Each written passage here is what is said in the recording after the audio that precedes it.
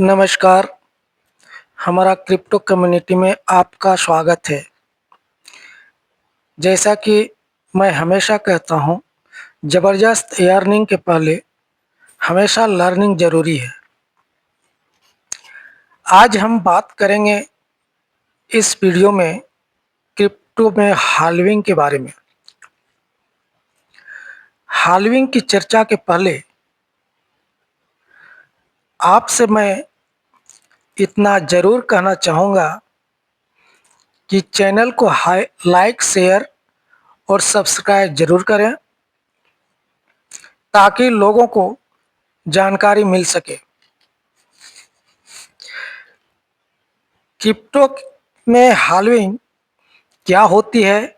Halving का मतलब होता है माइनर्स को मिलने वाला इनाम आधा हो जाना, यानी उनको 50% मिल पाना। यह प्रक्रिया ज़्यादातर बिटकॉइन जैसे क्रिप्टो करेंसी में होती है। हर लगभग 4 साल में एक बार हाल्विंग होती है। इसमें नए बनने वाले कॉइन्स की संख्या 50% कम कर दी जाती है। अब सवाल है, हाल्विंग क्यों की जाती है? तो हाल्विंग इसलिए की जाती है क्योंकि हाल्विंग करने से कॉइन की सप्लाई कंट्रोल में रहे, महंगाई अर्थात इन्फ्लेशन ना बढ़े, कॉइन की वैल्यू लंबे समय तक बनी रहे, और चौथा है सोना जैसी कमी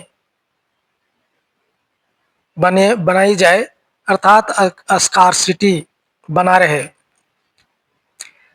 जैसे ज़्यादा नोट छापने से पैसों की कीमत गिरती है, वैसे ही ज़्यादा कॉइन बनने से क्रिप्टो की वैल्यू गिर सकती है।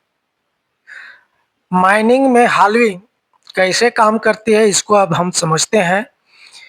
इसे हम एक उदाहरण बिटकॉइन के माध्यम से समझते हैं। हाल्विंग के समय माइनर को इनाम 2000 में 50 बिटकॉइन मिला। 2012 में पहली हाल्विंग हुई, उस समय 50 के बाद 25 बिटकॉइन मिला, सीधा आधा हो गया। 2016 में जब हाल्विंग हुई तो 12.5 बिटकॉइन मिला, फिर आधा हो गया। 2020 में 6.25 बिटकॉइन मिला और 2024 में 3.125 बिटकॉइन मिला। इस तरह आधा होता चला गया। हर हाल्विंग के माइनर का इनाम आधा होता जाता है।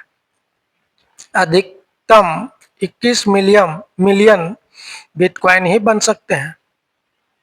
हाल्विंग से कीमत पर क्या असर पड़ता है, इसे भी हम जान लें। इसके लिए सीधा नियम याद रखें, सप्लाई कम। जब सप्लाई कम है और डिमांड वही बना हुआ है या उससे ज़्यादा हो तो कॉइन की प्राइस बढ़ने की संभावना बना रहता है।